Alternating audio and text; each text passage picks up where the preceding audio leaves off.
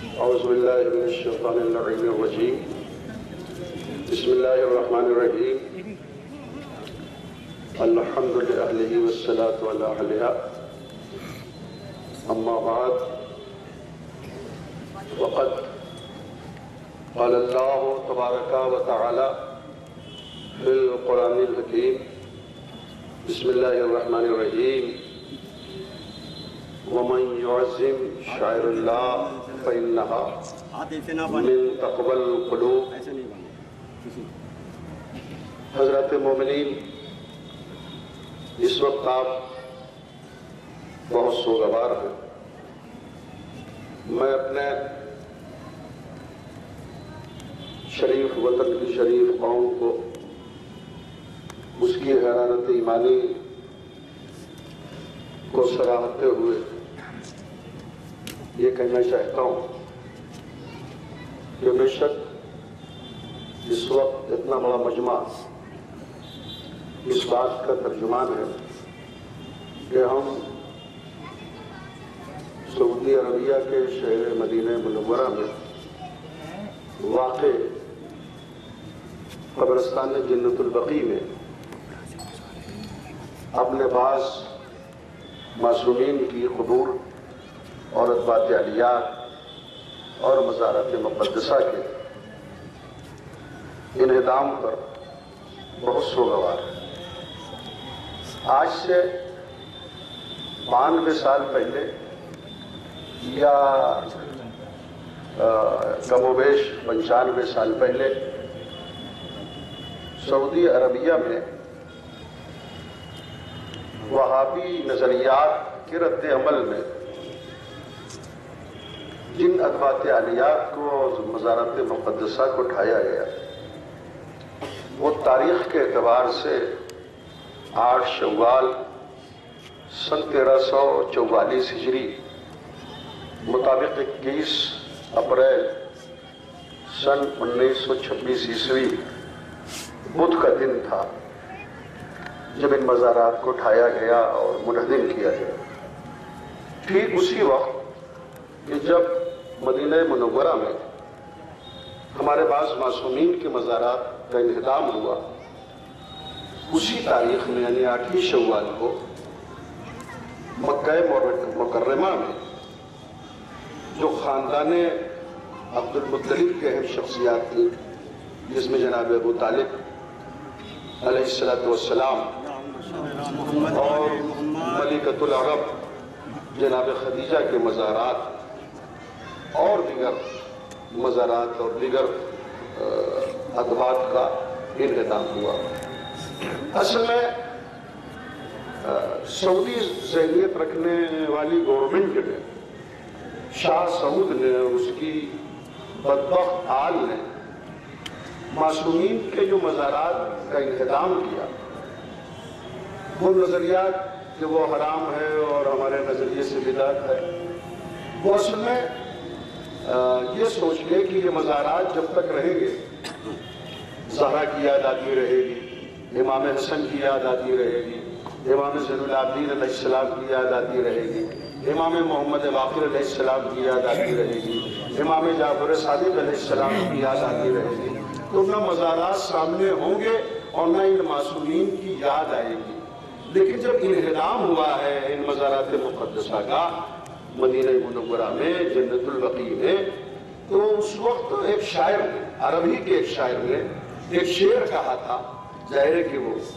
شعر عربی میں رہے گا، لیکن جب میں ترجمہ کروں گا تو آپ اس کے مضمرات کو اور اس کے پس منظر کو آپ جب سنیں گے تو آپ کی حرارت ایمانی میں اور اضافہ ہوگا۔ شاعر کہتا ہے نظام جنت البقیع کے بعد کہ ارادوا لیخفوا عنہ عداوۃ فطیبا عنہ طلع علی القبر، یعنی لوگوں نے نشان قبر کو مٹا دیا تاکہ روضے کو ڈھا دیا، مزار کو ڈھا دیا، تاکہ ان کی یاد دل و دماغ سے ختم ہو جائے، مگر قبر کی مٹی کی خوشبو قبر کا پتہ بتانے کے لیے کافی ہے۔ تو بزرگان محترم اور وطن عزیز کے سوگواروں، محبان اہل بیت، آپ دیکھیں کہ دنیا کا واحد قبرستان ہے جنت البقیع، جہاں سینکڑوں پولیس کو صرف اس لیے تنخواہ دی جاتی ہے کہ وہ روضہ رسول کی جالی کو بوسہ دینے والے کو اور جنت البقیع میں ان قبور پر جا کے بوسہ لینے والے کو اذیت دیں اور ان کے پاس جو بھی حربے ہیں اسے اذیت کے طور پر استعمال کریں۔ آپ اس بات کو یقینی سمجھیں کہ 90 سال سے زیادہ سے احتجاج ہو رہا ہے ان مزارات مقدسہ کو جو منظم ہو گئے اس سلسلے میں، اور اس کی تعمیر کا مطالبہ ہو رہا ہے۔ تو میں اپنے محترم قوم سے یہ گزارش کروں گا کہ کبھی یہ نہ سوچیں کہ ہم اتنے دن سے مطالبہ کر رہے ہیں تعمیر کا یا احتجاج کر رہے ہیں تو ابھی اس کا کوئی رد عمل نہیں ہو رہا ہے، اس کا کوئی نتیجہ نہیں برآمد ہو رہا ہے۔ یاد رکھیں کہ یہ ہمارے مطالبات کا اور ہمارے 8 شوال کو احتجاج کا نتیجہ ہے کہ اگر جنت البقیع کے مزارات دوبارہ تعمیر فی الحال نہیں ہو سکے ہیں، مگر احتجاج کا رد عمل ہے کہ آج روضہ رسول منہدم ہونے سے بچا ہوا ہے، آج گنبد خضرا منہدم ہونے سے بچا ہوا ہے۔ اگر ہمارے یہ احتجاج کا طویل سلسلہ اور پراسر سلسلہ نہ ہوتا تو یہ وہابی ذہنیت رکھنے والے روضہ رسول کو بٹھا دیتے، وہابی ذہنیت رکھنے والے گنبد خضرا کو بٹھا دیتے، لیکن یہ ہمارا احتجاج ان کو خوف زدہ کیے ہوئے ہے۔ گزشتہ سال پہلے جب باقر النمر کو شہید کیا گیا تو اس کا جو خاص پس منظر تھا وہ یہی تھا کہ آیت اللہ باقر النمر جنت البقیع کے مزارات مقدسہ جو منظم ہوئے اس کی تعمیر کا مطالبہ کر رہے تھے۔ خوش بخت ہے ہماری یہ قوم اور ہمارے یہ علماء کہ جو سب اکٹھا ہیں اور اتنی بڑی تعداد میں اس احتجاج میں شریک ہیں، اور ہم یہ یقین رکھتے ہیں کہ ہمارا یہ احتجاج انشاءاللہ جلد از جلد کارگر ہوگا۔ جنت البقیع کی جو تاریخ ہے وہ ذرا 2-4 منٹ میں اگر آپ سن لیں تو میں سمجھوں گا کہ آپ کے لیے مفید ہوگا۔ دیکھیں یہ مدینے کا جو قبرستان ہے جنت البقیع، مدینے میں کوئی مسلمانوں کا قبرستان نہیں تھا نبی کی ہجرت سے پہلے۔ نبی نے جب ہجرت کی ہے اور سنہ ہجری شروع ہوا ہے، اس سے پہلے مدینہ منورہ میں مسلمانوں کا قبرستان نہیں تھا، اس لیے کہ مدینے میں مسلمان تھے ہی تب، نہ مدینہ تھا نہ منورہ تھا، کوئی دونوں لفظوں سے کوئی لفظ نہیں تھا۔ یعنی نبی کے مکے سے مدینہ پہنچنے سے پہلے نہ مدینہ تھا اور نہ منورہ تھا، بلکہ اس مقام کو یثرب کہتے یا لغت میں یثرب بھی آیا ہے، یثرب یا یثرب۔ تو وہاں یہودی، عیسائی، کفار، مشرکین اس کی آبادی تھی، آس پاس بھی یہی لوگ تھے۔ لیکن جب پہنچے ہیں رسول اکرم تو سب سے پہلے ایک صحابی کا انتقال ہوا جس کا نام تھا عثمان، ان کے والد کا نام تھا مضمون۔ سورہ نحل قرآن مجید کا سورہ نمبر 16 ہے، اس کی آیت نمبر 90 ہے، جس میں جو ارشاد رب العزت ہے کہ ان اللہ یامر بالعدل والاحسان وایتاء ذی القربى وینہی عن الفحشاء والمنکر۔ بے شک اللہ عدل کا حکم دیتا ہے، اللہ احسان کا حکم دیتا ہے، اللہ قرابت داروں کے حقوق کو ادا کرنے کا حکم دیتا ہے، اور اللہ اچھائیوں کا حکم دیتا ہے، اور منکر یعنی خلاف شریعت باتوں سے روکتا ہے۔ تو یہ آیت جب حضرت عثمان بن مضمون نے سنی تو وہ رسول کے دستے حق برس پر بیعت کیے اور مسلمان ہو گئے، اور قرآن مجید میں 6666 آیتیں ہیں۔ لیکن حضرت عثمان ابن مضمون نے یہ کہا کہ خدا کے رسول محمد عربی، اگر پورا قرآن نہ بھی نازل ہوتا اور پورے قرآن میں صرف یہی آیت ہوتی تب بھی ہدایت کے لیے یہ آیت کافی تھی۔ یعنی اللہ عدل کا حکم دیتا ہے، احسان کا حکم دیتا ہے، قرابت داروں کے حقوق کو ادا کرنے کا حکم دیتا ہے، اچھائیوں کا حکم برائیوں سے روکتا ہے، یہ آیت کافی تھی۔ اور پھر یہ عثمان بن مضمون وہ ہیں کہ جنہوں نے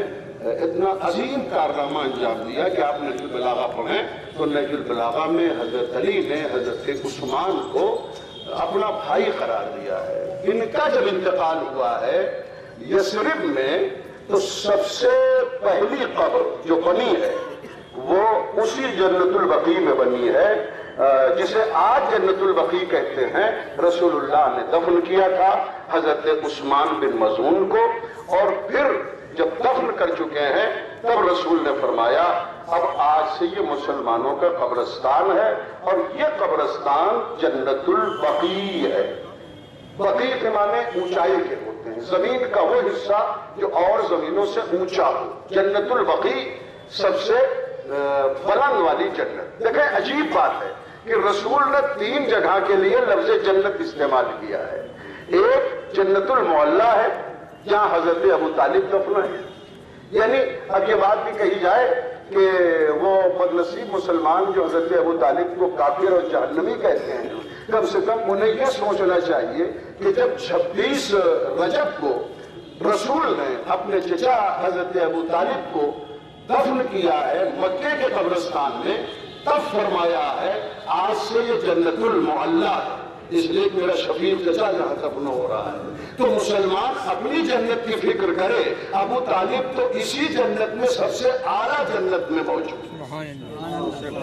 اور اب آپ ملاحظہ فرمائے کہ جب حضرت عثمان بن مظعون کا انتقال ہوا ہے تو رسول اللہ نے اپنے ہاتھ سے دفن کیا ہے، اور جو حاضرین تھے ان کے درمیان رسول نے یہ اعلان کیا اب آج سے یہ قبرستان جنت البقیع ہے۔ تو ایک تو مکے کے قبرستان کے لیے جو حصہ زمین ہے اس کے لیے رسول نے لفظ جنت استعمال کیا، جنت المعلیٰ جو آج شوالی کو بعض مزارات وہاں کے منعقد ہوئے، اور پھر جو مدینے کا قبرستان ہے اس کے لیے رسول نے فرمایا جنت البقیع۔ جب پھر کربلا کی زمین کے لیے ارشاد فرمایا رسول نے ارض کربلا قطعۃ من الجنہ، کربلا کی زمین جنت کا ایک ٹکڑا ہے۔ تو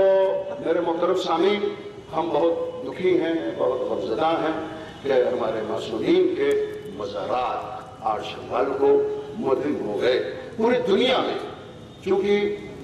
آج ہندوستان میں 7 تاریخ ہے، لیکن 260 جو ممالک روئے عرض پر ہیں، اور اس میں ہمارے ایشیا کو چھوڑ کر باقی اور ممالک میں مثلاً یورپ اور امریکہ اور ایران وغیرہ وہاں 8 شوال آج ہی ہے۔ تو سورج کے طلوع اور غروب کا جو سسٹم ہے، مثلاً امریکہ میں 12 گھنٹے کا فرق ہے، انگلینڈ میں 6 گھنٹے کا فرق ہے، تو وہاں چاند پہلے ہو جاتا ہے، تو وہاں آج ہی 8 شوال ہے۔ تو ہمارے پاس جو واٹس ایپ پر یا دیگر ذرائع سے رپورٹس آئی ہیں کہ زبردست احتجاج ہوا ہے واشنگٹن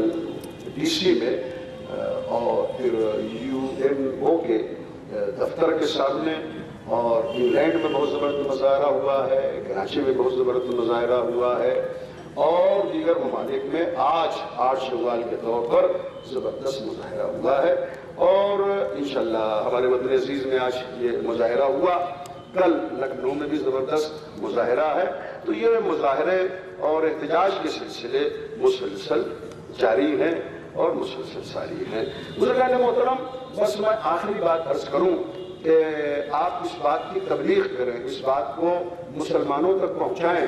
کہ سعودیہ گورنمنٹ یا وہاں کی شورا یا وہاں کے جو فیصلے ہیں وہ قرآن کے بھی خلاف ہیں، حدیث کے بھی خلاف ہیں، اس لیے کہ سورہ حج میں ارشاد ہو رہا ہے وَمَنْ يُعَظِّمْ شَعَائِرَ اللَّهِ فَإِنَّهَا مِن تَقْوَى الْقُلُوبِ، کہ جو شاعر اللہ کی تعظیم کرتا ہے تو شاعر اللہ کی تعظیم انسان کے دل کے تقوی کی علامت ہے۔ تو جو تقوی کی علامت ہو وہ مسلمانوں کی نظر میں بدعت کیسے ہے، حرام کیسے ہے؟ جنت البقیع کے مزارات بھی شاعر اللہ ہیں، امام محمد باقر، امام جعفر صادق، امام زین العابدین، امام حسن مصطفیٰ علیہ السلام، اور خود عزتوں کی شہزادی بنت رسول، انسیہ حورا، فخر مریم، افتخار سارا، حضرت فاطمہ الزہرا سلام اللہ علیہا، ان کا بھی مزار مبارک شاعر اللہ تھا، شاعر اللہ ہے۔ مگر آج ایک چھوٹا سا اینٹا ہے جو پتہ بتاتا ہے کہ یہاں کوئی قبر تھی، شہید محسن نقوی نے کہا کہ اے خاک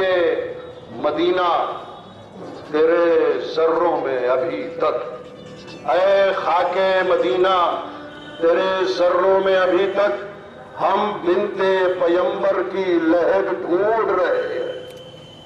تو اس میں میں پھر اپنے وطن عزیز اور اپنی شریف قوم کے قابل قدر کارنامے کی قدر کرتے ہوئے یہ کہنا چاہتا ہوں کہ ماشاءاللہ ہمارے وطن میں کافی تعداد زائرین حرم کی ہے، حاجی صاحبان ہیں اور وہ گئے ہیں۔ میری دعا ہے کہ جو حضرات اب تک نہیں تشریف لے گئے ہیں مکہ اور مدینہ وہ ضرور تشریف لے جائیں اور وہ جائیں مدینہ منورہ، جنت البقیع کی ٹوٹی ہوئی قبروں کو دیکھیں تو خون کے آنسو بہتے ہیں ان ٹوٹی ہوئی قبروں کو دیکھ کر۔ آج زہرا کی قبر کوئی چراغ روشن نہیں ہو سکتا، چراغ روشن کرنے والے ہیں لیکن پھر وہ پولیس ہے کہ ادھر چراغ روشن کرو اور ادھر اس کا تعزیہ نہ ہوتا۔ یہ جو مظاہرات منعقد ہوئے تھے 8 شوال کو،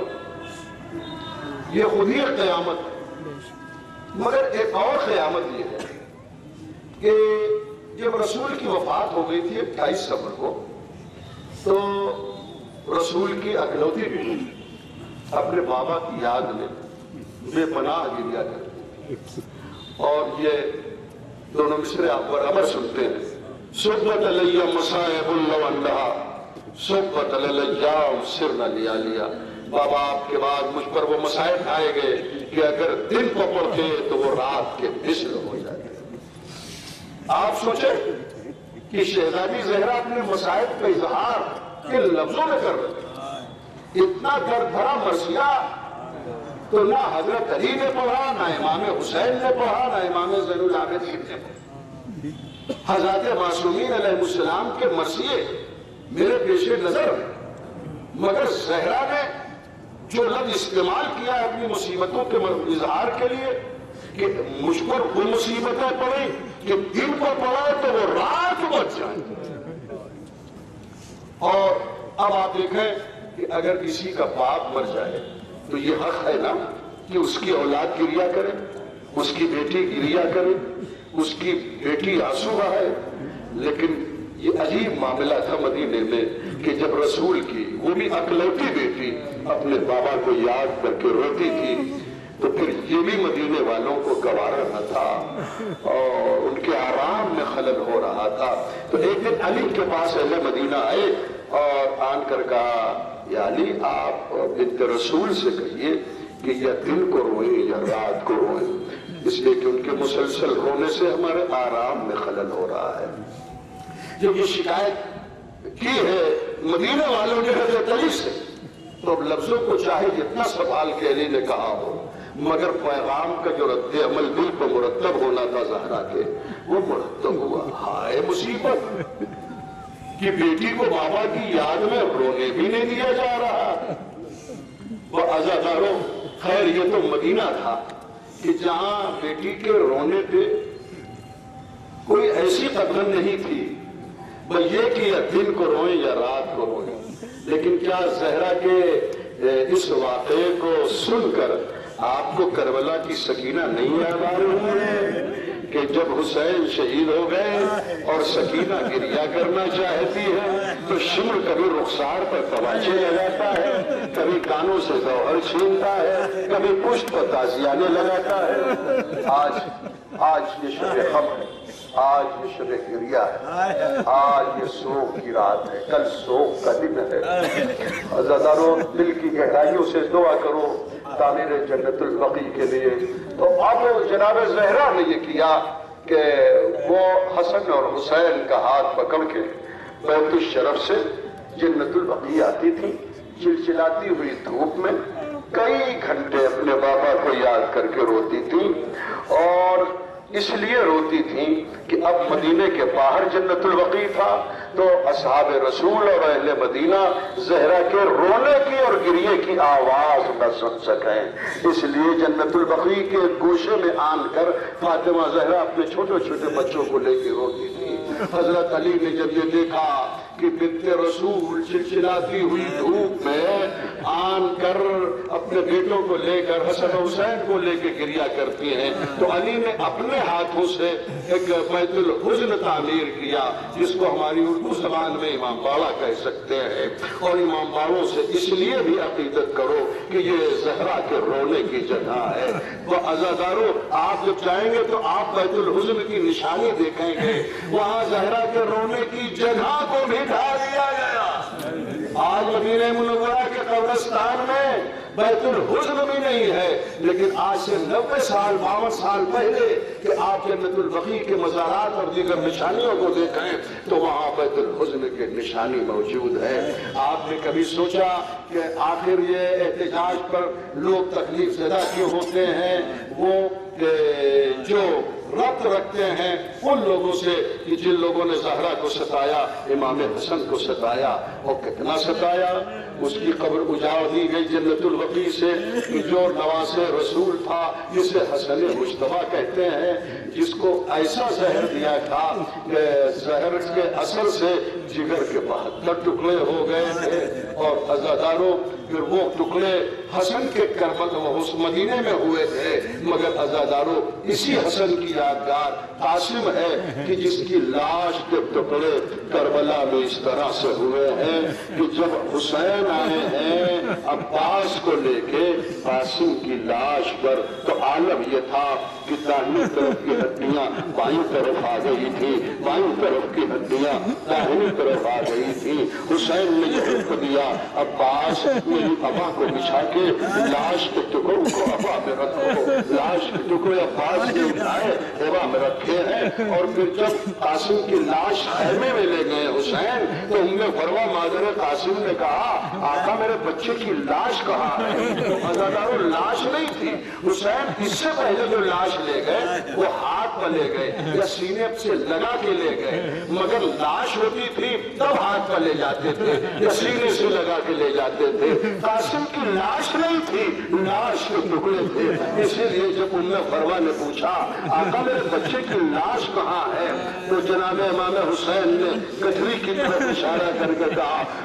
فروا جو کچھ ہے یہی قاسم ہے۔ تب فروا شکر کے سجدے میں گری، میرے اللہ تیرا احسان میری قربانی سب سے زیادہ۔ وآخر دعوانا الحمدللہ رب العالمین۔ یا اللہ وقت اہل بیت علیہ السلام شہزادہ قاسم کی لاش کے ٹکڑوں کے صدقے میں میرے اللہ جنت البقیع کی ٹوٹی ہوئی قبروں کی تعمیر کے جلد از جلد اسباب فراہم فرما۔ یا اللہ وہ لوگ کہ جو اس سلسلے میں مانے ہیں اور رکاوٹ کا سبب بن رہے ہیں، پروردگار انہیں نیست و نابود فرما۔ یا اللہ وطن عزیز کی سرزمین پر اپنی خصوصی برکتیں، رحمتیں، نعمتیں اور کرامتیں نازل فرما۔ میرے کریم معبود جہاں جہاں بھی محبان اہل بیت خاص کر وطن کے لوگ ہیں ان کی جان مال عزت و آبرو کی حفاظت فرما۔ یا اللہ عرش و باد یا اس طرح کے دیگر جو بھی اہم مواقع ہیں احتجاج کے یا سوگ کے، پروردگار میری قوم کو اس سے بھی زیادہ مزید توفیق عطا فرما۔ یا اللہ امام کے ظہور میں تعجیل عطا فرما، ہمارا شمار ان کے آوان انصار میں فرما۔ اللہم تقبل منا انکا انت السمیع العلیم۔